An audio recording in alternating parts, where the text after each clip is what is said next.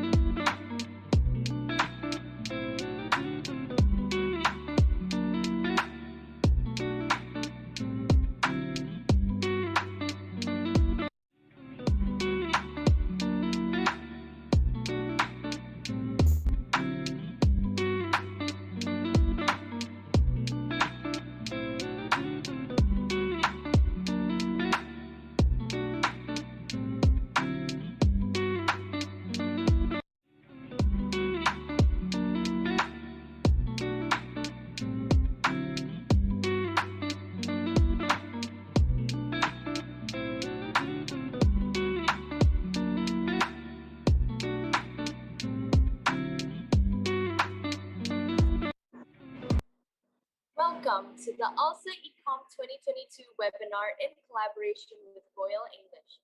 Speaking Test 101, Maximizing Your TOEFL Score to Land Your Dream Scholarship. Assalamualaikum warahmatullahi wabarakatuh.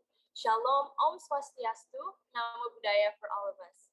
Good afternoon, dear honorable speaker from Royal English, Bayerita Nurliana MA, the Board of Directors of ALSA LCUE Board of 2022, the Project Officer of ALSA Ecom 2022, and all participants of the ALSA Ecom 2022 webinar in collaboration with Royal English.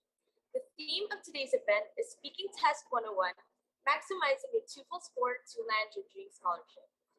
ALSA Ecom 2022 webinar in collaboration with Royal English is a part of the pre-event of ALSA Ecom 2022 held by the pre-event division of ALSA Ecom 2022 that aims to enhance knowledge regarding TOEFL speaking test as one of the requirements to land a scholarship abroad. Throughout this webinar, we will be discussing the general information regarding TOEFL speaking test and the tips and tricks to obtain a prominent score in order to ace scholarships application. This webinar proudly collaborates with Royal English. My name is Yona Latifa, and I will be your master of ceremony for today's event. Without further ado, I would like to invite Adila Sabrina as the Project Officer of ALSA Ecom 2022 to deliver an opening remark. To Adila, the time is yours. Thank you, MC. Assalamualaikum warahmatullahi wabarakatuh. Shalom, Om Swastiastu, Namo Buddhaya. Greetings to all of us. To the honorable speakers, Ms. Yerita, to the honorable Board of Directors of ALSA LCUE Board of 2022, to all of my friends in ALSA Ecom, and to all of the participants. My name is Adila, as the Project Officer of the 26th ALSA National English Competition. First of all, I would like to express my biggest gratitude for attending our pre-event webinar in collaboration with Royal English. This event aims to become the platform for all participants to widen their knowledge regarding TOEFL, specifically in the speaking test, composition, and for scholarships application. The execution of this pre-event is in accordance with our main goal of the 26th ALSA National English Competition, which is to become the platform for all participants to enhance their English skills as well as their interpersonal skills. This year's ALSA Ecom brings on the theme of globalization with the tagline Enforce Perseverance, Seek for Brilliance. As mentioned throughout the theme and tagline, we hope that the 26th ALSA Ecom shall become the event that acts as the platform for all participants to seek brilliance through perseverance. Furthermore, we hope through the agendas delivered throughout this pre-event of ALSA Ecom, participants shall gain so much irreplaceable insights. Lastly, I would like to remind all participants that we have opened our registration period to become one of the participants of ALSA National English Competition. That is all from me. Thank you for your attention. And last but not least, ALSA, always be one. Thank you. Wassalamualaikum warahmatullahi wabarakatuh. Shalom. Om Santi Santi Santi Om. Namo Buddhaya. Thank you, Adila, for the speech. I surely hope the event will go well today. Moving forward, I would also like to invite Bianna Kalista as the Vice Director on Human Resource Development, ALSA LCUE Board of 2022, to deliver an opening remark. To Bianna, the time is yours. Thank you, Yona, for the introduction. Assalamualaikum warahmatullahi wabarakatuh. Shalom, Om Swastiastu, Namo Buddhaya. Hello, future champions. My name is Bianda, as a Vice Director on Human Resource Development of ALSA LCUE Board of 2022. And here, I warmly welcome you to the pre-event of the 26th ALSA National English Competition. On behalf of ALSA LCUE, I would like to thank Mbak Yerita Durliana, as well as Royal English for helping us in making this event happen. I would also like to express my highest appreciation to the committees, as this event will not be able to run smoothly without your hard work. In the current era of globalization, the world's development is becoming increasingly dynamic, making the use of international languages such as English important for us to master.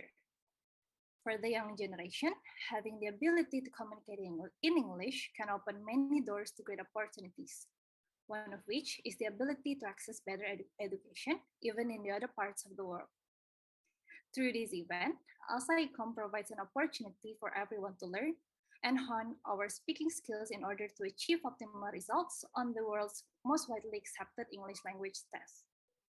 I sincerely hope that this event can be useful for everyone that has dreamed or planned to continue their study abroad. Not only that, I also hope it will broaden your understanding on the importance of English speaking ability in order to compete in today's world and build our bright future together. To all participants, thank you very much for taking the time to join us in this event. Your participation is highly encouraged for your own benefit, and I cannot wait to see you all again on our main event. That's all from me today. Wassalamualaikum warahmatullahi wabarakatuh. Om Shanti Shanti Shanti Om Namo Buddhaya. And lastly, may ALSA always be one. Thank you, Viviana, for the opening remarks. After listening to the astounding opening remarks, we will now proceed to our main agenda. Before we start today's agenda, we would like to introduce our speaker for today's ALSA Ecom 2022 webinar in collaboration with Royal English. We are very honored to have Mbak Yerita Nurliana. Mbak Yerita Nurliana is an English teacher with 12 years of experience teaching students from junior high school to university level. She has completed Master of Arts in Applied Linguistics and English Language Teaching from King's College London, UK. She is a TOEFL and IELTS trainer and is currently a program developer and tutor at Royal English Malang. So before we begin the webinar, we would like to remind our fellow participants to always keep the camera on during this event and respect the rules as provided in the guidelines. We hope that the participants will remain respectful during this event. And we would also like to remind the participants that there will be a Best Participant Award at the end of this event. So be sure to be active throughout the event. The best participant will be receiving special prizes from ALSA Ecom 2022 and Royal English. Now, without further ado, let's give a warm welcome to Mbak Yerita Nurliana as our speaker today. To Mbak Yerita Nurliana, the floor is yours.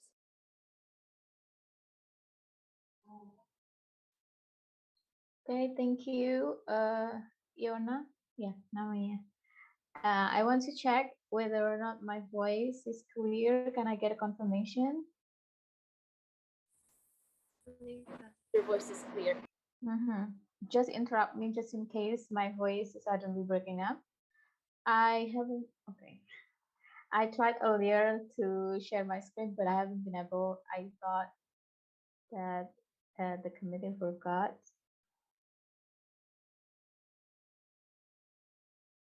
So good afternoon, everyone, the committee and all the participants. Thank you for inviting me. As you have heard from the moderator, my name is Yerita Nurliana, and everyone, all my students call me Yerita, so just call me Yerita. But Yerita is okay, or just Yerita is okay.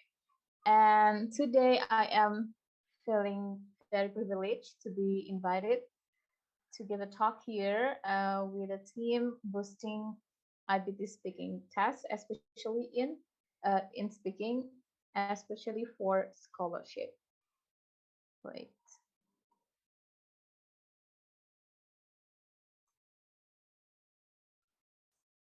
So I'm breaking down today's discussion into. First, I will discuss the topic about applying for scholarship. Wait a minute, I need to have my own timing so I don't overrun. First, we will discuss about applying for scholarship. Why is it important to apply for scholarship? Then the contributing factors in deciding how to win scholarship and what to prepare. And then I will just mention a little bit about different types of English very briefly. And then we will go to TOEFL IBT, and then we will go in depth at the end to the TOEFL IBT speaking, which is the main topic of today's talk. Right, so why pursuing your education through scholarship, especially in another country? First, whether you admit it or not, scholarships are provided to assist the grantees for financial assistance. So mostly the function of scholarship is for financial assistance. And as we know that pursuing education abroad is not expensive. For example, for one master program students, it requires at least 1 billion rupiah, and I don't think many Indonesian students are able to provide that on their own. So that is why financial assistance in terms of in the form of scholarship is important and very helpful. And then networking, because once you get into the scholarship scheme and you become the awardee, you will be connected with the other awardees from different fields and different sectors. And as you can see, today's collaboration is very essential. So by being a part of the scholarship scheme and the community, you have a greater chance to get connected with other people from different sectors, and it then enhance your opportunity to be working together collaboratively with them. And then social impact, live your life through contribution. I think the principal ideology of a scholarship, any type of scholarship, is they want to give assistance to a group of people, a small group of people, but they want this small group of people to be able to get a greater impact to the bigger community. That's what they want, whether it's LPDP, it's sharpening, AAS. That's actually the main idea of the scholarship. Jadi kalau bisa, intinya kalau bisa itu yang disekolahkan 10, tapi nanti yang merasakan manfaatnya itu kalau bisa orang satu desa atau orang satu kecamatan. That's actually the principal ideology of scholarship. So if you actually want to win any scholarship, you need to be able to demonstrate yourself that you are able to achieve that you are able to give contribution to bigger community. It doesn't have to be like a grand contribution, um, like throughout Indonesia in national scale. No, it can be like small community or community that you are closely engaged with. It's also okay, but you need to be able to demonstrate to the scholarship committee. Right. So, what are the factors that influence your chance in winning scholarship? First, of course, hard work, hours of research, because there are so many available scholarship schemes out there. So, you need to research one by one. At least we know on there are LPDP, AAS, Chevening, Fulbright, um, and then Max for Japan, and also StuNet and something else. And researching about this takes a lot of time and energy out of yourself. And people who are willing to put effort in researching about these different types of scholarship will have greater chance to win. And also essay writing. Essay writing is not as easy as it seems. It's not something that you can complete overnight or even over 2 nights. You need to read and then write and then reread again and then get frustrated and then revise and then read again and proofread. It takes a lot of time to finally be able to produce a good essay. And then English learning. English learning is not something instant. It's not something that you can master within a night or even within a year. Your friends who are good at English, I believe that they have years of experience in learning English and getting exposed to the English language. So hard work, first we need hard work, and then information. You need to get connected to the information to be able to secure opportunity. Now opportunities come from information. Even though that you get connected to the internet all the time, but if you are not exposed to the information, then how would you know if there are opportunities about scholarship? So always get connected. Join any groups. Usually my students join Telegram groups for scholarship hunter. So they share information to each other about this scholarship and that scholarship. And then English competence, we have TOEFL IELTS, TOEFL ITP, TOEFL IBT, Duolingo. You need to research whether this scholarship accept TOEFL ITP or they only accept IELTS and TOEFL IBT. So you need to do your own research on it. And getting score in English test is not a matter of something that you can achieve within a month or 2 months. If you do not prepare yourself like years before, then it's very unlikely to achieve the target score that the requirement asks for it. So English competence, you need also to prepare it. Not to mention the price. The price is quite pricey for certain English tests, so you need to be ready for it. And then last but not least, of course, luck. At the end of the day, it is a very contributing factor to our chance in winning scholarship. But you can skill your luck by trying to apply as many scholarships as possible. Any scholarship that are available out there, just try to apply it. We don't know, so try to knock as many doors as possible because we never know which door that will open for us.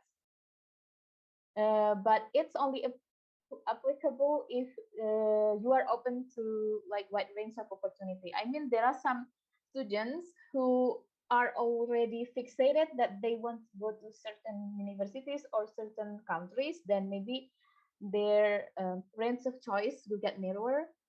Karena aku maunya ke UK, aku maunya ke Eropa gitu kan. Berarti choice-nya akan semakin sempit. Tapi kalau you open to any opportunities, mau ke Turki iya, ke Korea ayo, ke Jepang tidak apa-apa, ke Australia juga it's okay, then you have broader opportunities for it. So again, it depends on your option as well. And then next, what to prepare when applying for scholarship? Get to know the scholarship scheme, of course. Jangan sampai sudah terlanjur apply, terus ternyata ke belakangnya tidak cocok dengan pre-requirements dan syarat yang diberlakukan. Seperti misalnya kalau di LPDP itu kan ada kewajiban harus pulang. Will you be okay with it or not? Or maybe you prefer to stay in the country that you study in for a couple of years first before going back to Indonesia, and then you will need to apply for another scholarship. Karena kalau LPDP memang ada kewajiban untuk pulang right after the graduation. So try to find out the requirements and everything about the scholarship. And then essay, you need to prepare the essay. Different scholarships have different essay prompt. Essaynya AS beda dengan essaynya chevening, beda dengan essaynya Fulbright, beda dengan essaynya LPDP. So you need to familiarize yourself with different types of essay prompts and try to learn to read effective essay. Effective essay itu susah juga ya, kayak misalnya AS itu kemarin yang daftar 4.000 something, 4,700, and they only get around 150 into shortlisted list. Jadi dari 4.700 hanya 150, bayangkan seketat apa itu kompetisinya. Dan itu purely based on essay. Kalau essay-nya asal-asalan, very small chance to win. And then prepare the English certificate. Dicari tahu sertifikat apa yang diterima oleh beasiswa-beasiswa tersebut. Seperti misalnya chevening, not many people know actually to apply for chevening. You don't have to submit IELTS or IBT. You can submit it later after you secure the scholarship. It's okay. Jadi secure aja dulu scholarshipnya, baru nanti kalau scholarshipnya sudah lolos, you will need to apply for the LOA in a university. Then in that time, you can focus on IELTS or IBT, TOEFL IBT.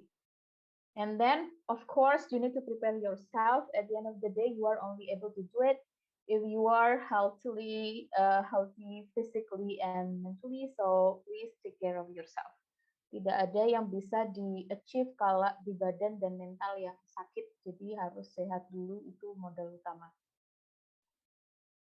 Right.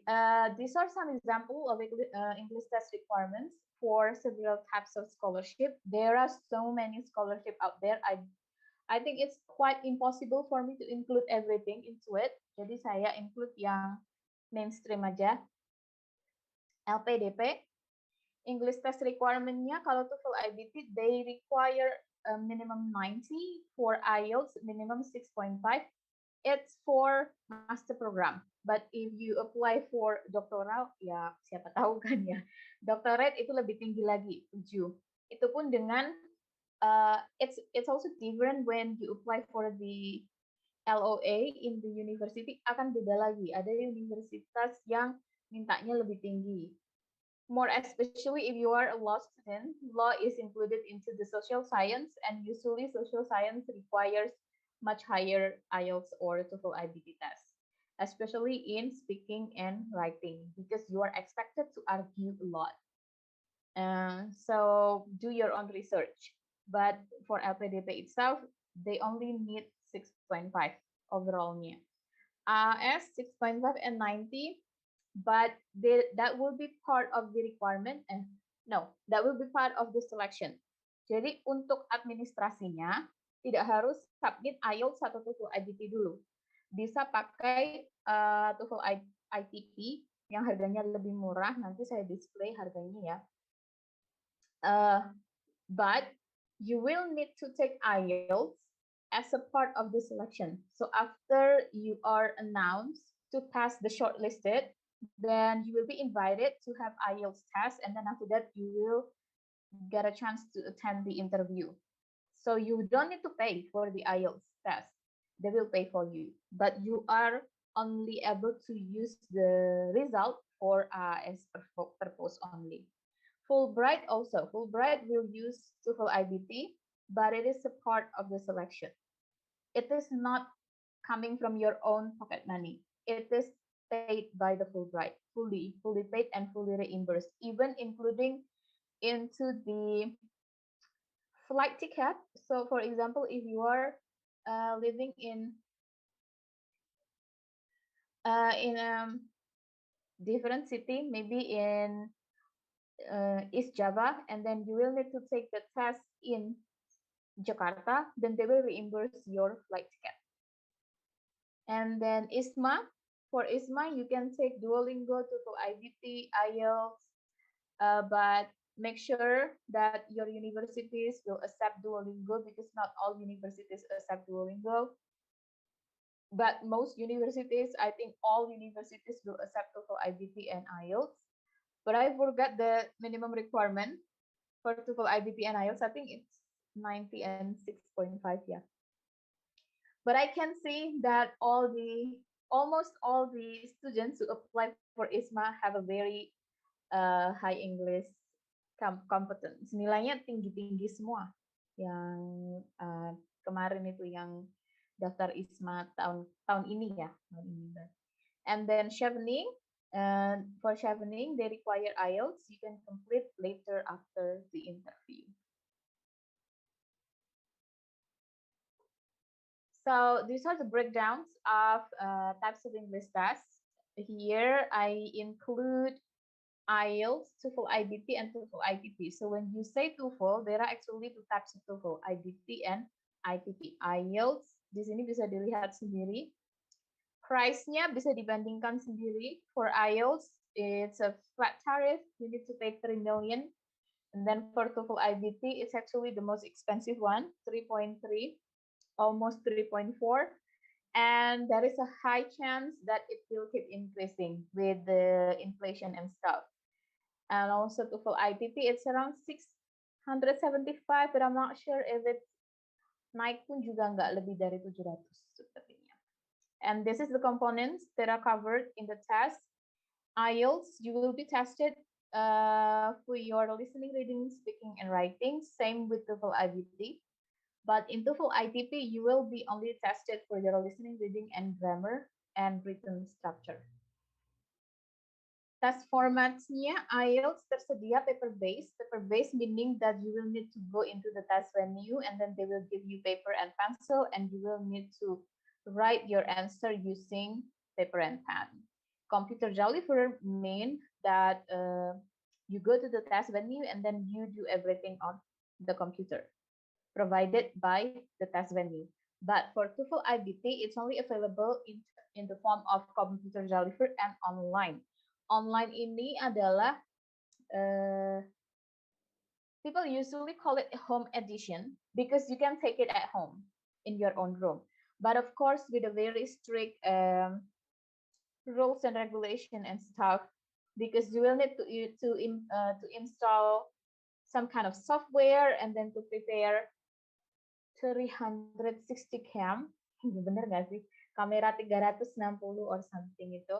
And then you will only be able to do it if your computer has Windows 8 ke atas or something, I forgot. So there are many requirements to be able to take the TOEFL IBT at home. But of course, it's much convenient and it gained quite huge popularity during the pandemic last year and in 2 years ago.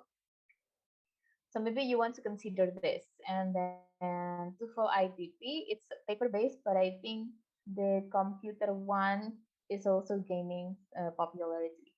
While for the function, IELTS and TOEFL IBT have exactly the same function. You can use these certificates for any kind of scholarship to apply to any universities around the world manapun. Tidak ada yang menolak TOEFL IBT dan IELTS. As long as your score meets their requirement, then you can use IELTS and TOEFL IBT to apply to anywhere in the world. But TOEFL ITP, because I-nya itu institusional, so you will need to make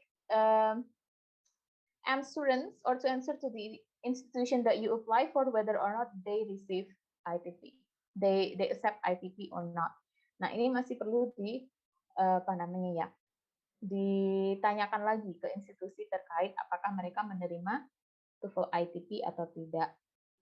So those are a brief explanation about different types of IELTS, different types of tests.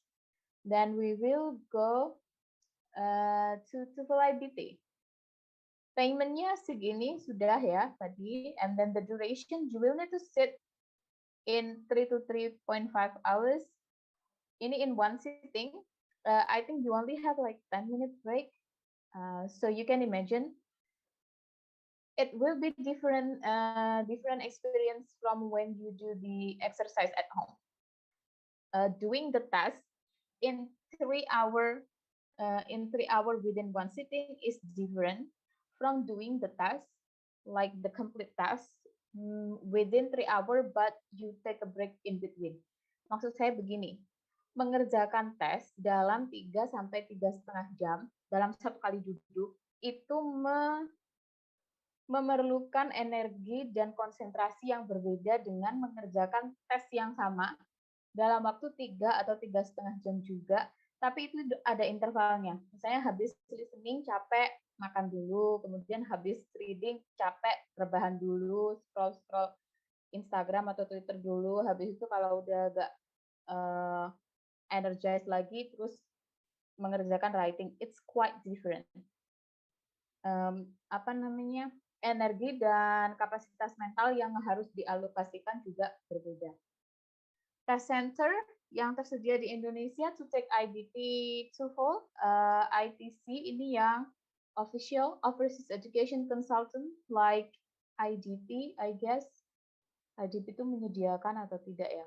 ETS, and then universities check to your local universities language center. Biasanya di language center beberapa universitas they provide TOEFL IBT test, and then in your own room if you take the home edition. Paper result, you will get the result, the printed result within 11 to 13 business days, and your certificate will only be valid within 2 years. Although this receive quite critics on its own, kayak sudah banyak dikritisi oleh praktisi-praktisi bahasa Inggris dan applied linguistic, kenapa hanya bertahan selama 2 tahun? Apakah kalau setelah 2 tahun itu terus tiba-tiba bahasa Inggris saya hilang, kemampuan bahasa Inggris saya menurun? There needs to be a procedure or scheme on its own to accommodate people who are actually not suddenly losing their English just within 2 years. Jadinya malah dianggapnya seperti bisnis aja gitu kan. Kok bisa asumsinya apa 2 tahun kok tiba-tiba diasumsikan harus tes lagi, apakah dalam 2 tahun kita tiba-tiba nggak bisa bahasa Inggris or what. So it has its own debates actually. At a glance, this is the breakdown of TOEFL IBT. So you will need to do reading, listening, speaking, and writing. And this is the time limit. The question range quite wide ya, dari 30 sampai 40, it depends. Tapi variasinya memang selebar ini. 30 to 40 questions for reading, 28 to 39 questions for listening, and then for speaking, you will need to do 4 tasks. For writing, you will need to complete 2 tasks. And in the last column, you can read the, what is it? Like the description of the task. Right. And this is the level or the score. Jadi skornya nanti ini diakumulasikan dan skornya bisa dilihat di sini. Kak, saya rasa sih 25-24 itu adalah skor ideal, aman. Safe score that you can take. And here is the raw to scale reading. Ya. Jadi misalnya ya, take an example that you have a total of 33 numbers of reading. So if you got 33 numbers correct, then it means that you will get 30 in a scaled score. 30 berarti equal to advanced. Begitu cara mengkonversikan nilainya. Jadi dilihat berapa jumlah soal yang dijawab benar, kemudian konversinya berapa. Pastinya 26 benarnya, berarti nanti dapatnya adalah 24. So you can check it yourself. If you want to do some simulation or mock test, you can go to ETS website. They provide a quite reliable source for TOEFL IBT. And then now we will go to the speaking. So there is a change in the speaking formats. Before August 1st, 2019, you had 6 tasks in total with a breakdown of 2 independent tasks and then 4 integrated tasks, and you will need to be able to finish them within 20 minutes. But after August 2019, then they changed the format from 6 tasks into 4 tasks with only 1 independent task and 3. Ini harusnya 3 ya, maaf. 3 integrated tasks. And then the duration that you will need to complete is only 17 minutes, meaning that 3 minutes less.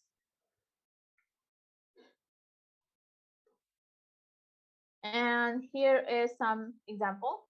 So let's say independent speaking in question 1. Tasknya give your opinion based on questions. And then for this, we'll be given 15 minutes for preparation and then 45 minutes for speaking. Speakingnya ini nanti direkam. So there will not be interview. You will not have an interview with other people or other human beings. You will talk to a robot or a machine, recording machine. Sama. Question 2, 3, and 4, you will also need to talk in the recording. But in question 2, 3, and 4, then you will read an academic piece of passage or reading text, and then you will listen to like audio with similar topics, with the similar topic as you read in the text, and then you need to make a report, an oral report based on what you hear and based on what you read in the text.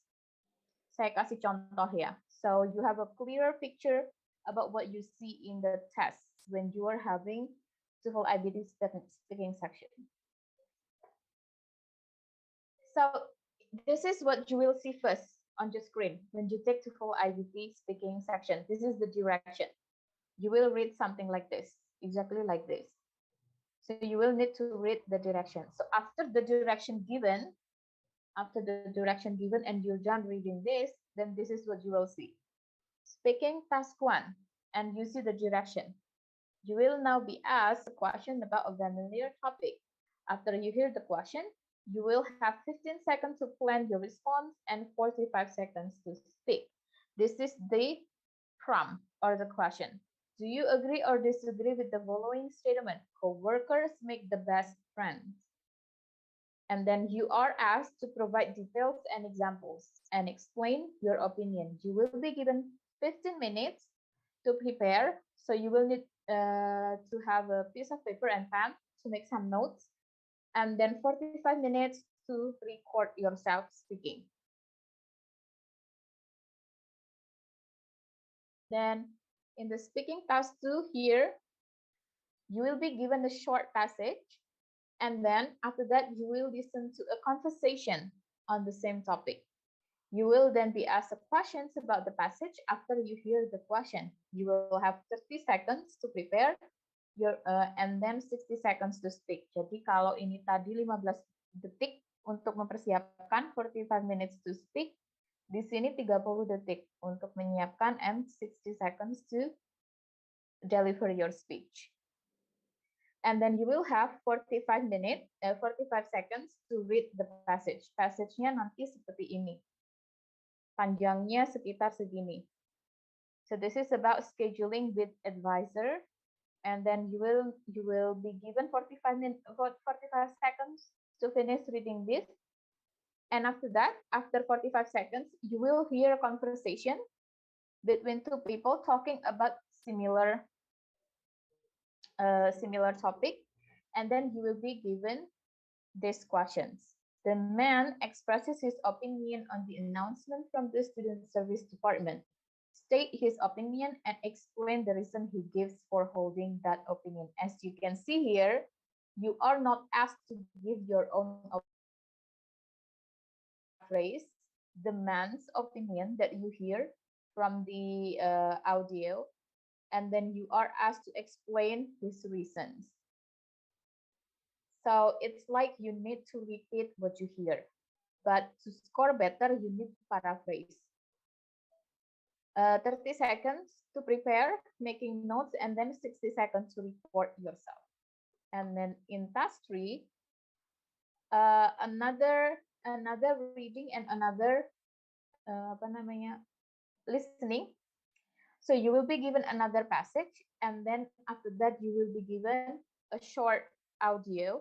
Hanya saja audionya, kalau yang tadi di task 2, audionya kan conversation between two people.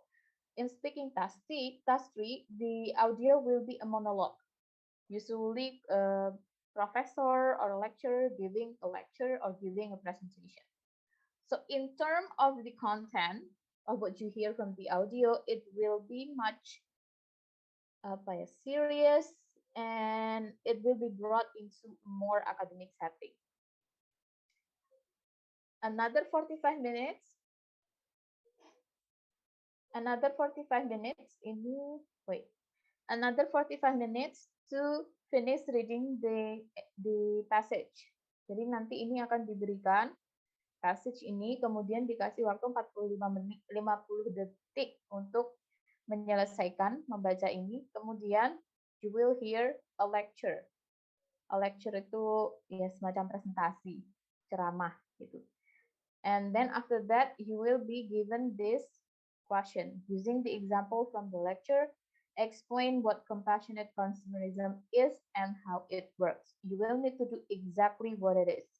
Explaining what compassionate consumerism and how it works. You need to address this. 30 seconds for preparation and 60 seconds to record yourself. And then in the last part, you will not be given reading passage, but you will only be given a part of lecture lecture audio, only listening audio ya, jadi tidak diberi teks lagi. Kalau yang part 2 dan 3 kan ada teksnya, kemudian ada audionya. Nah, di part 4 ini tidak ada teksnya, hanya audio saja. And then only 20 seconds to prepare and 60 seconds to speak. And then after the audio is played, then we'll be given these questions. Using points and example from the talk, explain two main theories as to why aggression exists. So you need to explain exactly what you are asked to do. So done. So after you finish this task, then you submit the response and then you're done with the speaking task. I hope now you can have a clearer picture about the how the TOEFL IBT speaking will be conducted. Now, scoring components, how your speaking will be assessed. Your speaking will be assessed based on three aspects: delivery, language use, and topic development. Delivery, mainly it talks about how clearly and intelligibly you speak. Seberapa jelas dan bisa dipahami speech kita dalam bahasa Inggris. This includes aspects such as pronunciation, flow, naik turunnya intonasi kita, intonation, and then pacing. Pacing itu kecepatan. Whether or not you talk in a natural pace or maybe you make a quite long pause or you include quite frequent fillers. Fillers itu kayak gitu. Tapi it's very frequent. Nah, itu akan mempengaruhi penilaian di delivery. Language use, you will be seen based on how well you use the grammar and vocabulary to express yourself. And then topic development, how coherence, the coherence and the cohesion of your speech. Nyambung nggak kalau kita membicarakan dari satu titik ke titik, bukan satu titik, dari satu topik ke topik lainnya. Because sometimes we need to move from one idea to another, from one topic to another topic, and those ideas and those topics have different logical relations. And different logical relations will require different conjunctions or linking verbs, bukan linking verb, linking device. Nah, itu bisa nggak menginkorporasi aspek-aspek bahasa ke dalam situ sehingga bahasanya atau jawabannya, responsnya meskipun panjang itu tetap mengalir, flow-nya tetap smooth, dan meskipun berpindah-pindah dari satu topik ke topik lainnya masih tetap nyambung. Ada bridging-nya, tidak lompat-lompat. That's how you develop the topic very well. Ini ada speaking rubriknya ya. Jadi speaking kita itu akan dinilai dari skala 0 sampai 4. 4 ini paling bagus, kemudian 0 berarti doesn't make any effort. Ini bisa dibaca sendiri. I think the committee will share my PowerPoint with you so you can have a closer look into this on your own. I don't think I have enough time to read everything. And then ini karena tadi kan udah independent sama integrated. Ini yang independent, ini yang integrated. Actually, they are quite similar. Kemudian bagaimana penilaian tadi itu diskalakan ke 0 sampai 30. Jadi kalau kita mendapatkan nilai 4 ya, berarti skalanya itu kita sama dengan dapat nilai 30. Biasanya untuk daftar ke kampus luar negeri atau ke beasiswa, they require at least 24. 25 tidak ada. Memang dari 24 langsung ke 26. So they require at least 24 if you want to use it to apply for scholarship or LOA in university abroad. Now, why speaking in English can be challenging? First, because we don't have enough opportunities to put our English into practice. Unlike our neighboring countries like Malaysia, Singapore, Thailand, they have quite huge opportunities to use English. If they just go out buying coffee or in the McDonald's, they can use English to do the transaction. But in Indonesia, you don't.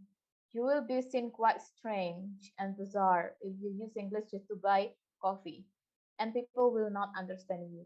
So opportunities are quite rare in Indonesia unless you go to international school or you are surrounded by people who are also interested in learning English. But other than that, you will have minimal to zero opportunities to use English.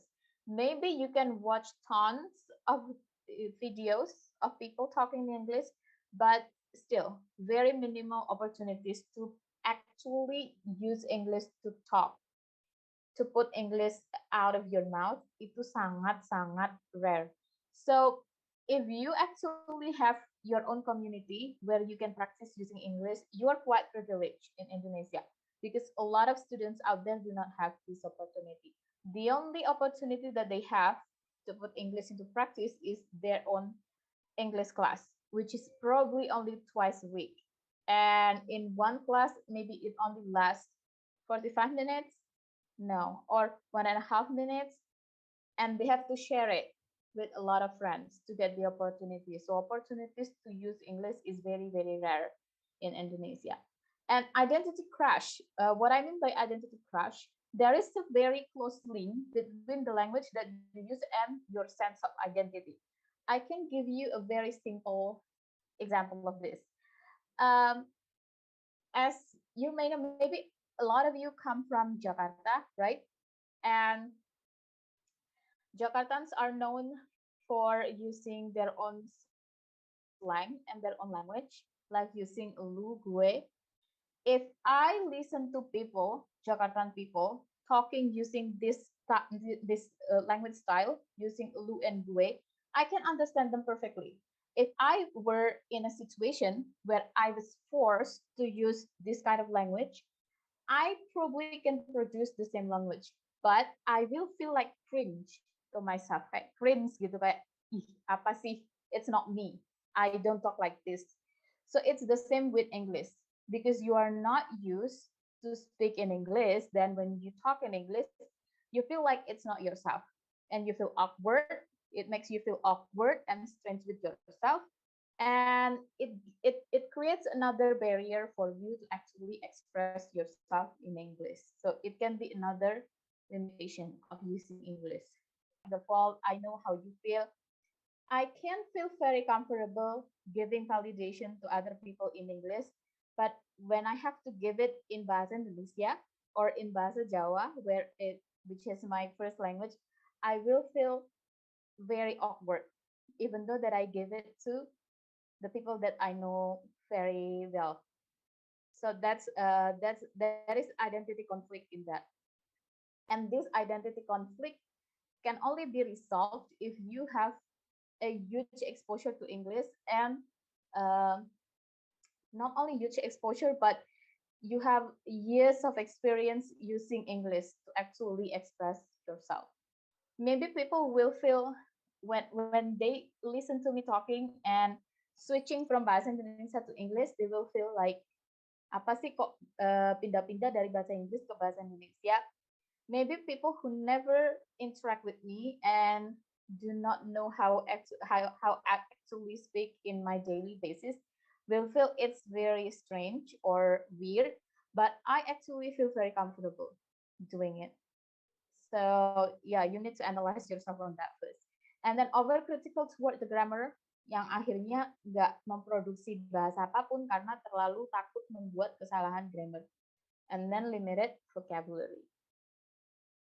Some study tips. I break down the tips into two different non-linguistic advice and linguistic advice. For non-linguistic advice, this is some study tips if you want to prepare yourself for IELTS, not IELTS, TOEFL IBT speaking. First, practice instead of just watching videos. You cannot get any better in speaking just watching the videos. It's like you expect to see a change in your body by watching tons of exercise video or apa yang terkenal ya, floating ya, atau Amy Wong. Nonton videonya tiap hari 2 jam 3 jam, tapi ya cuma nonton aja, but you don't actually go on the floor, lift the dumbbell and then move yourself. No, so you will not see any result just by watching the videos. Practice and then record yourself speaking in English. If you do not have any material to talk about, then you can start by reading aloud and then gradually move to free talking. But yeah, get yourself used to listening to your own self talking in English by listening to your own recording. At first, you will cringe. Cringy banget memang pertama kalau nggak pernah. But you will need to get used to it. And then practice speaking for a limited time on different topics without a lot of preparation. And then find a study buddy, but this is a very rare opportunity. But if you have a study buddy, that will be very good. And then find a teacher that can grade your speaking, because at the end of the day, you will need professional help to analyze your speaking and to know, with my speaking this level, how much or how many scores will I get. You need the professional analysis on that. And then develop your own note-taking strategy, because as I showed you earlier, you will hear so many recordings, and without taking any notes, then there is a high chance that you will forget what you hear. Unless you have a very good memory, then maybe you can rely on your memory. But if you don't, then develop your own note-taking. Note-taking strategi itu misalnya, kalau tujuan, biasanya ada yang developing their own strategy ya. Tujuan dia tinggal pakai tanda panah. Terus kalau kontra berarti dia pakai tanda silang. Kalau dia cons berarti dia pakai check, kayak gitu loh. Jadi nggak semuanya itu ditulis dalam bentuk word. Untuk linguistic advice, organization and topic statement, and then supporting detail. Jadi ini organization yang bisa ditiru untuk menjawab semua tipe pertanyaan yang ada di TOEFL IBT Speaking. Jadi setiap ada pertanyaan, topic statement dulu. Bikin topic statement dulu, kemudian add some supporting details in it. Example-nya ada di sini, misalnya pertanyaannya, what are the characteristics of a good parents? Karakteristik dari orang tua yang baik. And then use reasons and details. It's very straightforward. They ask us to use reasons and details. Topic statement-nya berarti ditentukan saja. Let's say we have two most important characteristics of a good parents, which are friendliness and ability to set limits. Then support-nya apa? Support-nya yang diminta reason dan detail kan? Ya tinggal dicari ini. Reason-nya apa? Why friendliness is a good parent characteristic, terus kasih detailnya, dan sebagainya. Mungkin yang ditanyakan adalah, memang bisa ya membuat organisasi sedetail ini dalam waktu yang sangat limited? No, you will not be able to do it when you have a real test. Jadi ini perlu dibiasakan. Dibiasakan itu maksudnya untuk latihan saja, supaya organisasi idenya itu terapi. And then another linguistic advice is manage hesitation or pause with natural phrases. Ini saya kasih contohnya, misalnya phrases if you are hesitated to speak, misalnya ragu-ragu mau ngomong apa atau menggunakan bahasa tertentu gitu. Nah, bisa pakai ini. What I was trying to say is, in other words, to put it differently, supaya hesitation dan pause-nya tidak terlalu panjang. Some more phrases to help with specific situation. Ini ada banyak, ya.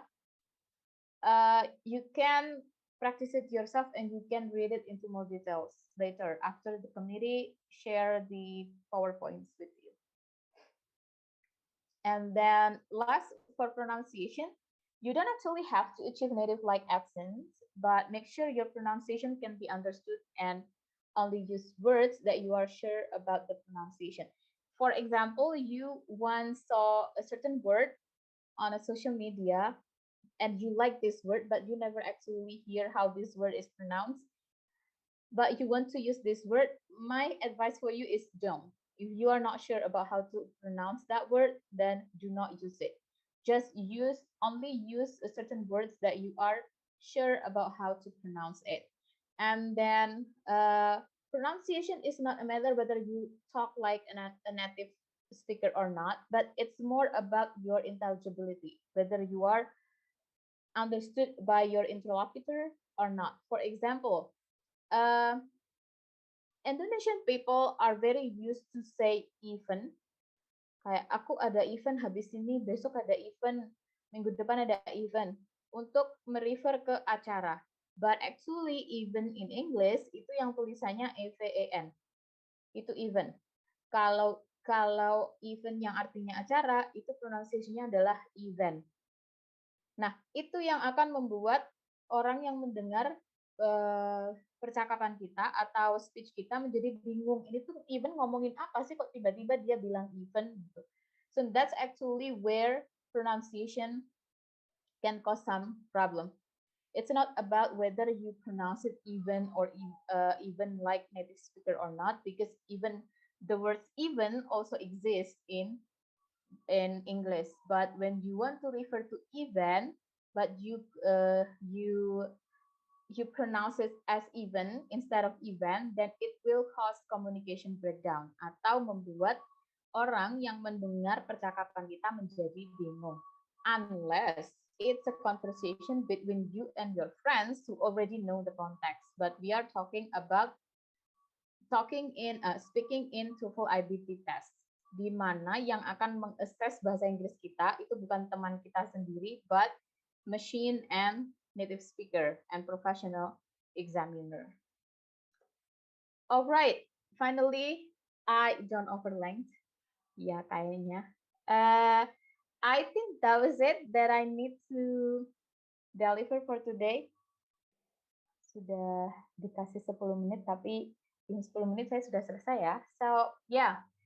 Thank you so much for the opportunity given to me. So if you have any questions or any thoughts that you want to throw on the floor for some discussion, then please be my guest.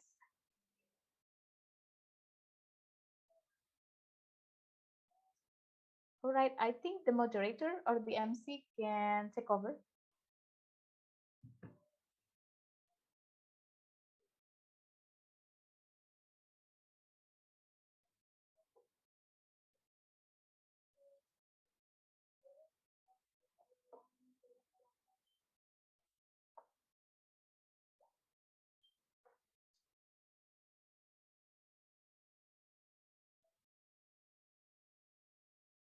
I have finished my presentation.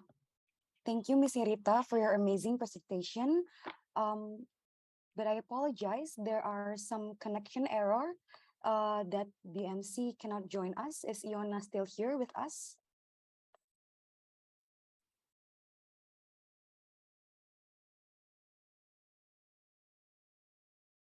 Okay.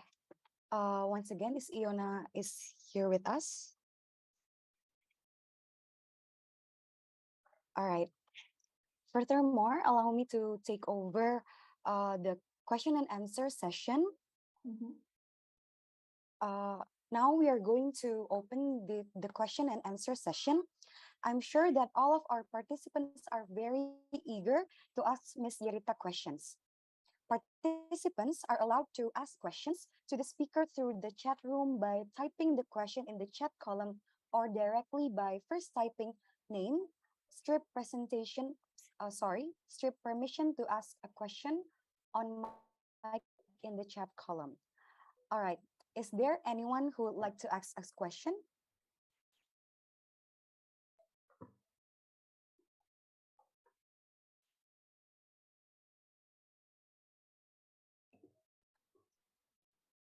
While waiting the participants to ask the question, I'm going to ask Ms. Yerita a question regarding your presentation.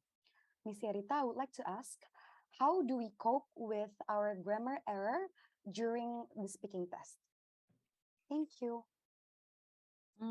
Okay, that's quite challenging question. How do you cope with grammar error? Well, first, if you want to cope with the grammar error, you need to be aware that you make grammar error. If you're not aware of making the grammar error, then how are you going to deal with it?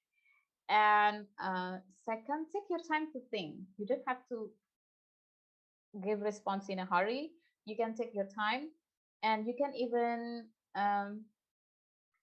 like making a small pause, kayak pause sebentar gitu untuk memikirkan grammarnya. But again, once you get into the test, actually in a test venue or in the D day, I don't think it's that simple to think about the grammar, because speaking is complex and you need to think about a lot of things at the same time: the content, the vocabulary, the word choice, the grammar, and the sentence structure. So my only advice for you is to prepare before the test, not when the test is currently going on.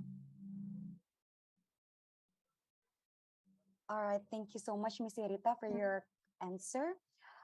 While waiting for the participants to type their questions on the Zoom chat box, it seems that Iona, our Master of Ceremony, is already back. Perhaps I would like to give it back to Iona. Thank you, and once again, we apologize for the connection error. Thank you, Alda, for covering me. Hi, Mayarita. So sorry for the inconvenience. However, I see that we have a couple more people who have asked their questions in the chat column. So perhaps I would read them up to you. So here we have Sirhan, who asks and maybe if I'm a beginner, but I want to master the British accent, can I? Or is it preferable to master the American accent first? The floor is yours, Mayarita. Well, okay, about accents to master, actually there is no preference whether you want to master British or American. Both are okay, both are correct, and both are acceptable anywhere you go to. So of course you can. If you want to master British accent, if you want to master American, also you can. But one thing that I want to mention here, actually when you go to the UK, I don't go a lot when I didn't travel a lot when I went to the UK. I only went to um, I stayed in London, and then I went to Glasgow and Manchester and Edinburgh. So people in the UK actually they speak quite different um, accents. They speak in an accent that you are not aware of. They use the more northern area that you go to, semakin ke utara, ya, aksennya itu semakin aneh dan semakin mereka tidak mau membuka mulut. Jadi misalnya mereka bilang umbrella, we are very very very exposed to it. Kita terbiasa mendengarkan payung itu umbrella. Orang UK yang ke utara itu bilangnya umbrella. Dia tidak mau membuka mulutnya. Jadi kayak terbiasa mengikuti aksennya the royal family in the past, because it's considered to be posh. To be posh itu apa ya? Royal gitulah, lebih sopan kalau tidak membuka mulut terlalu lebar. Jadi sebenarnya when you talk about British accent, which British accent you are talking about? Because people in London speak different accent from people in Scotland. Different accent when people speak in Liverpool. Liverpool malah saya nggak paham sama sekali orang di Liverpool tuh ngomong apa. Aksennya nggak ke barat, nggak ke timur, saya nggak paham sama sekali. But yeah, maybe when you were talking about British accent, you're talking about Emma Watson, the one that you watch on Harry Potter. Then okay, go ahead, you can do that. Maybe because that's like the most popular exposure that you can get to it. But no, there is no preference whether this accent is better than another accent. No. Okay, that was my answer. Do I have another questions? Yes, Mayerita, it seems that there's another person who asked here.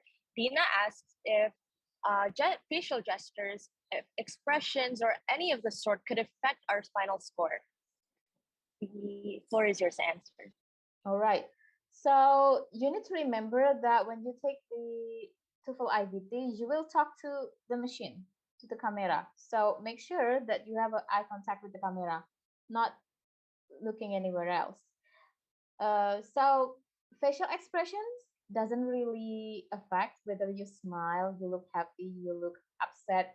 It doesn't matter, but make sure that your eyes look straight into the camera, not like to the left or to the right side, or over the ceiling. Yeah, that's it. It doesn't affect actually, but make sure you make an eye contact with the camera. Thank you very much, Mayerita. It seems that we have Indira, who would like to ask a question on. So Indira, you may unmute yourself and ask your question. Okay, thank you, MC. Hi, Mbak Rita. First of all, I would like to say sorry because I cannot start my video right now, but I have a question. Is there any trick to hide our nervousness during the speaking test? Thank you. All right, nervousness, to hide nervousness.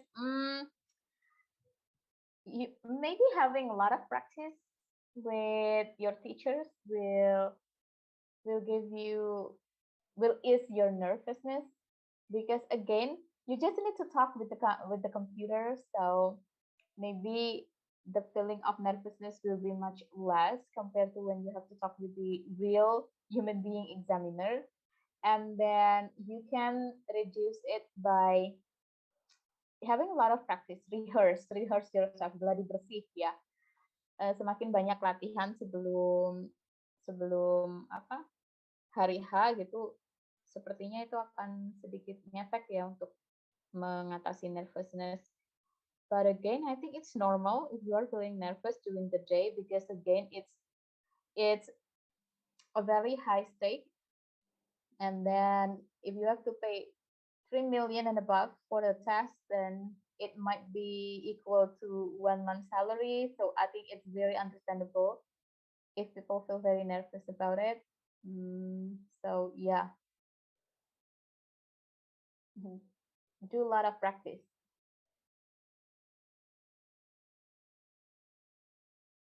Would that perhaps answer your question? Yeah. Okay, thank you very much, Mbak. Thank you, Mbak Rita, for the answer. You're welcome. Okay.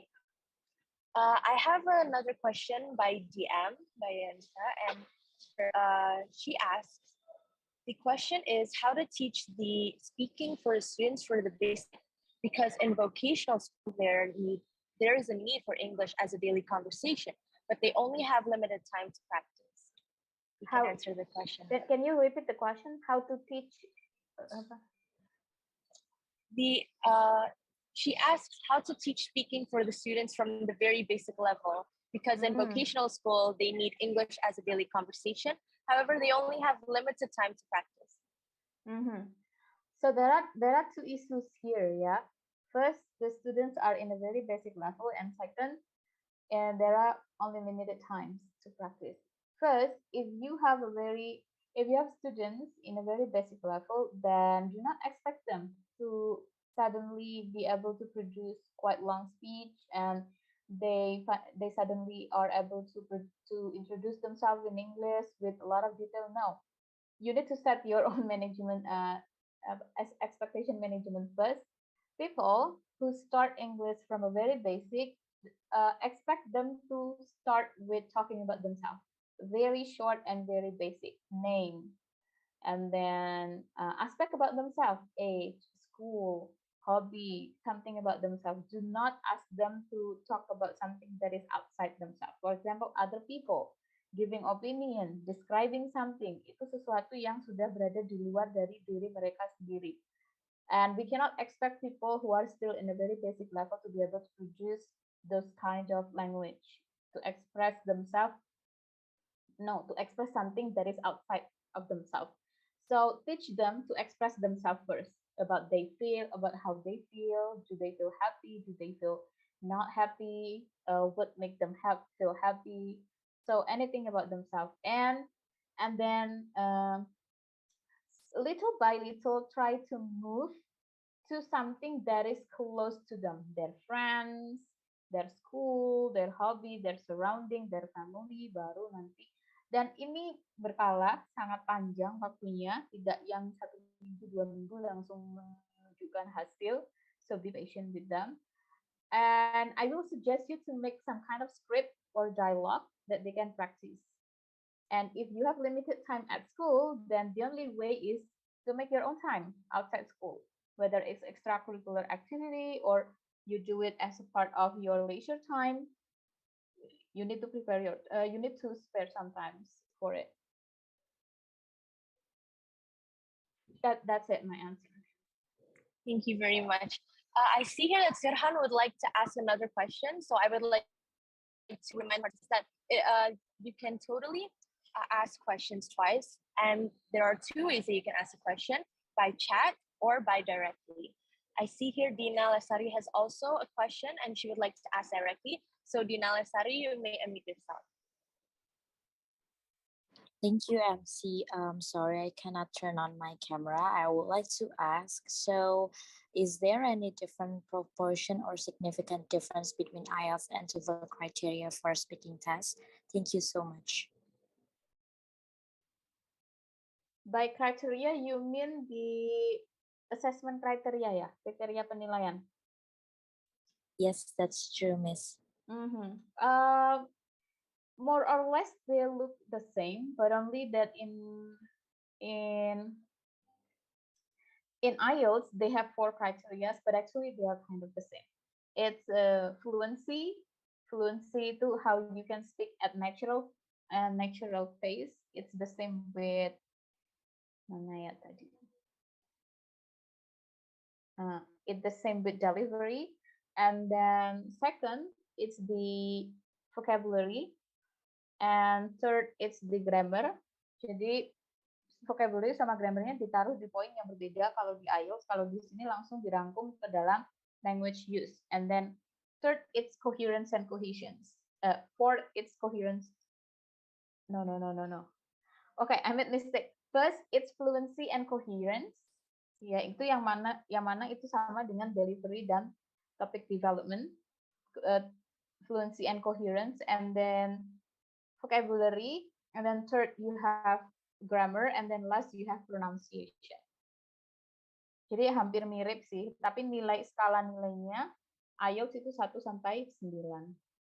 1 to 9. But the format is very different. Format speakingnya sangat berbeda.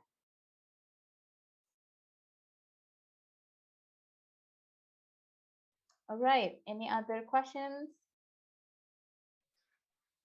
Perhaps Sirhan would like to ask your question twice.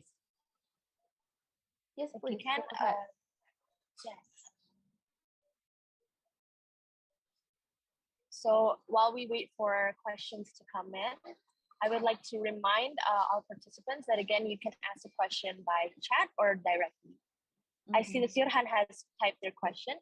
So Sirhan asks, I would like to ask that I have heard that native speakers can understand what we say even when the grammar is not so good. So the grammar shouldn't be a problem if we want to make interaction with a native speaker. Is that true? You can answer the question. All right. Okay, so we're talking about in the context of making interaction with native speaker, not speaking for TOEFL IBT. Yeah. So if you just have a casual conversation, whether it's with native speaker, whether if it's with non-native speaker, grammar actually do not play that important role. So yeah, I agree.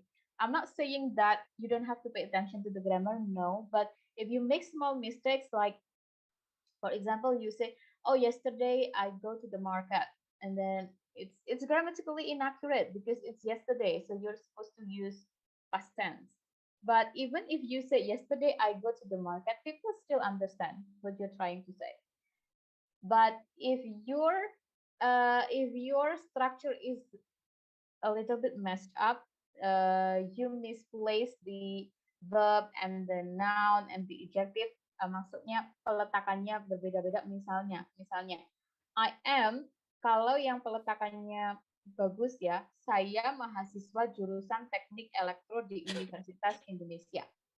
Kemudian itu kan ada urut-urutannya berbeda. Kalau di dalam bahasa Inggris kan I am a student of electric engineering in University of Indonesia. Tapi kalau itu diubah urut-urutannya, I am engineering electric I am student engineering electric of University of Indonesia. Itu kan agak aneh jadinya. Orang jadi mikir duluan ini maksudnya mau ngomong apa.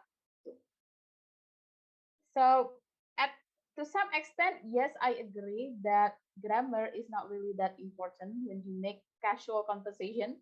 Not only with native speaker, even with non-native speaker, it's also okay to make grammar mistake. But you also still need to pay attention to your structure. At least bisa membedakan mana subjek, mana verb, mana noun, mana adjective, mana adverb, dan bisa menggunakan itu di tempat yang baik dan benar. So yeah, that's an overall answer that I can give.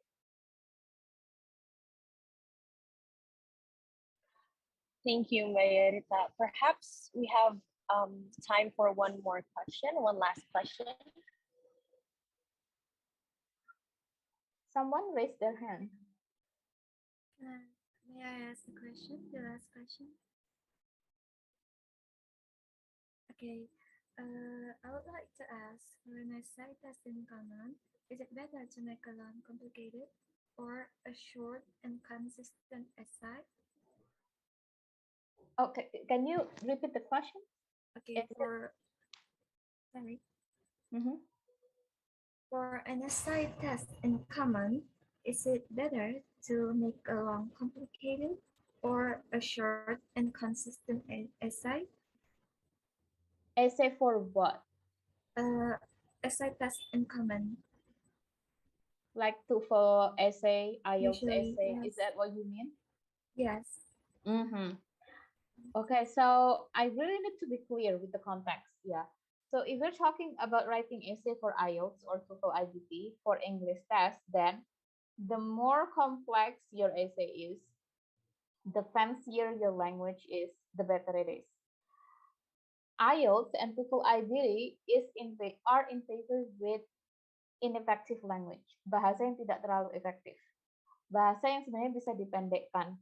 Tapi again, because this test is designed for you to demonstrate your English ability, then the more you show off, memamerkan bahasa Inggris kita, the better it is.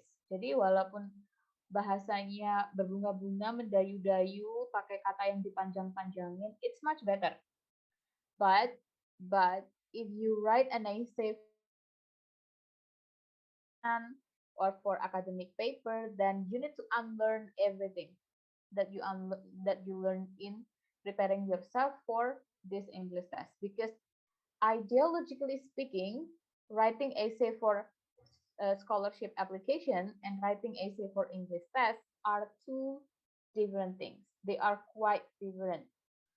When you write an essay for scholarship application or for academic paper, you just want to communicate yourself as clearly as possible. But for English test, your purpose is to demonstrate your English ability. So yeah, my answer is if you want to get a good score in essay writing for TOEFL or IELTS test, then yes, use complex sentence and try to vary your vocabulary. Penggunaan istilahnya dibeda-bedakan. Nah, ini kalau untuk anak hukum mungkin akan sangat bertentangan ya, karena apalagi kalau nulis paper hukum itu diminta ke konsistensi dalam pemakaian istilah supaya tidak rancu, gitu kan. Nah, ini beda banget kalau di penulisan essay tes bahasa Inggris, kalau bisa diganti-ganti istilahnya. Tuh. I hope I answered your question, Bibil. Okay, that's answered my question. Thank you very much for your answer. You're welcome. All right. Thank you very much, Mayerita, for the answers. And with that question marks the end of our question and answer session. Let's give a round of applause to Mbak Yarita Nurliana. Thank you very much, Mbak Yarita, for the very insightful lecture about Speaking Test 101, maximizing your TOEFL score to land your dream scholarship. I would also, again, like to thank Mayerita for your comprehensive answers, as well as all the participants for your enthusiasm throughout the session. And through this lecture and Q&A session, we can conclude that firstly, scholarship is important as it serves as a financial assistance and a networking amongst the awardees. And there are plenty of things to factor in when preparing for a scholarship, and one of which is the English test itself. In the English test, we must know that there are scoring components such as delivery, language use, and topic development. And there are several tips to highlight, and mainly linguistic and non-linguistic tips that we can use to ace the speaking test itself. The non-linguistic tips would be to practice and to record yourself speaking, especially when you're speaking about a topic that you have left. You can also find a study buddy if you can, and a teacher to grade your speaking. And as stated earlier, your active participation is going to be rewarded with the Best Participant Award. The criteria for the Best Participant Award is that he or she has been extremely active and has paid close attention to the speakers during the webinar. And now, the moment we've all been waiting for, we would like to announce the best participant for this event. Please give your biggest round of applause to the best participant of this event.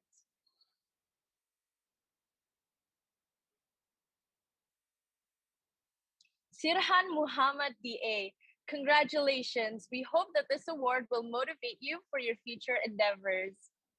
To commemorate this achievement, I would like to give the floor to Adila as the project officer of ALSA.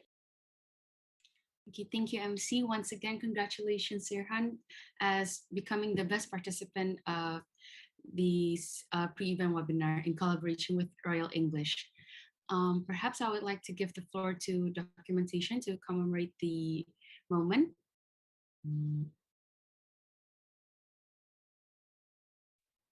Okay, thank you. I will be counting down from 3, 2, and 1. Thank you. Okay, thank you, Dito. Once again, congratulations, Sirhan.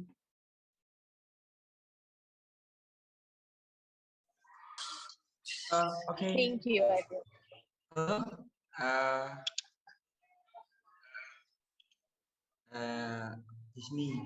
This is me, Sirhan. Sorry, I have a problem with my microphone, but okay. Thank you for the committee, for giving me this. Oh my God, this honorable certificate of the best participation.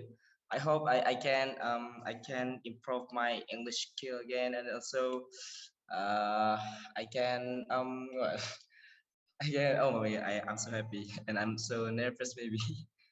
Thank you for the participation. And before, yes, I say thank you and sorry for my problem microphone. Thank you. Thank you, Sirhan. Next, we would like to give a token of appreciation to our guest speaker, Rita Norliana. This token of appreciation will be represented by the project officer of ALSA Ecom 2022 and the vice director on human resource development of ALSA LCUE Board of 2022. The floor. Okay, thank you, Iona. Once again, thank you so much, Rita, as becoming our guest speaker today. And the materials have been delivered very insightful, and I hope this could be very beneficial for all participants participating today. Thank you, Mbak. Once again, thank you so much. Sama Adila ya. You're welcome. Thank you so much, Mbak Irita, for sparing your time to share an insightful presentation with us. No worries, no worries. It's my honor to be here. To Mbak Rita, Mbak Bianda, and Adila, let us first take a picture to commemorate this token of appreciation. 1, 2, 3. Thank you.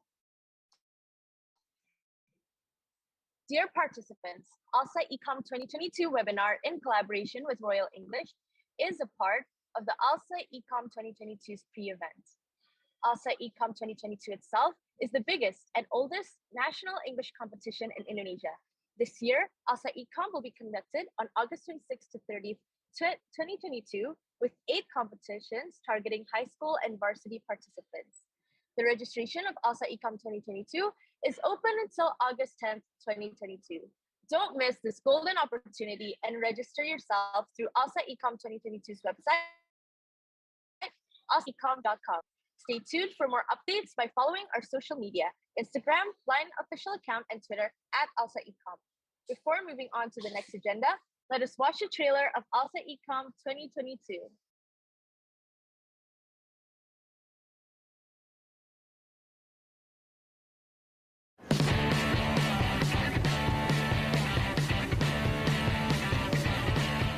Man, I've been feeling so unproductive lately, especially during the pandemic situation.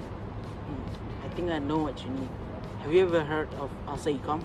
I think it's around the corner. Wait, let me show it to you.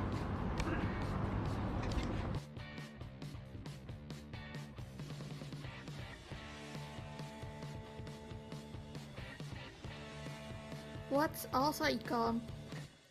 ALSA Ecom is a national scope English competition open for high school and varsity students. ALSA Ecom can be addressed as nation's most prestigious and oldest English competition of all time.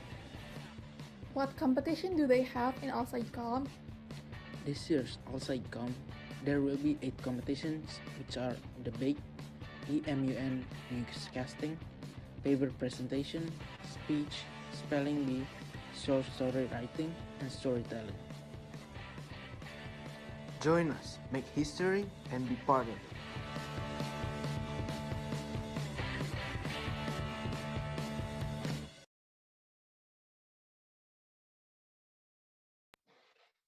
Before ending this event, let us make a memento by taking a photo and a video together in this photo session. I like to ask all participants to turn on your camera. To the division documentation division, you have the floor. Thank you, MC. My name is Dito and I will take documentation for this event. There are several types of documentation.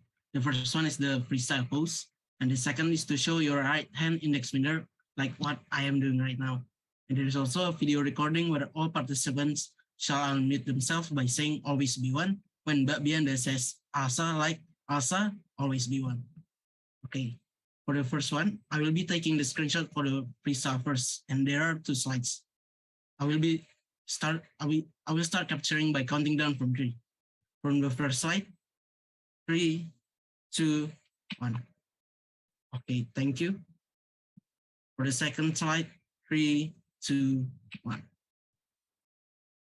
Okay, for the next one, we will be posing by raising our right hand index finger, like what I am doing right now. Okay, for the first slide, 3, 2, 1. For the second slide, 3, 2, 1. And lastly, the video taking. To Mbak Bianda, the floor is yours. Okay, good afternoon to all participants. Jadi terakhir ini kita bakal take video dengan mengangkat index finger kayak gini. Kalau aku bilang ALSA, abang mbak teman-teman semua bisa menjawab always be one karena itu slogannya. Kalau misalnya teman-teman belum tahu. Aku start sekarang by counting down from 3, 2, 1. ALSA, always be one. Thank you so much teman-teman semua. Aku kembali serahkan dulu. This marks the end of the ALSA Ecom 2022 webinar in collaboration with Royal English.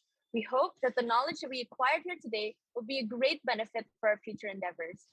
On behalf of the committee, I would like to once again thank Maria Rita, who has joined us as a speaker, and Royal English, who has collaborated with us to conduct this event. It was really fascinating to hear information and tips and tricks on how to maximize our TOEFL speaking test score in order to land our dream scholarship. Finally, I would also like to thank all of the participants for participating in this webinar. See you at the upcoming ALSA Ecom 2022 events. Wassalamualaikum warahmatullahi wabarakatuh. Shalom, Om, Santi, Santi, Santi, Om. Namo Buddhaya for us all. And last but not least, ALSA,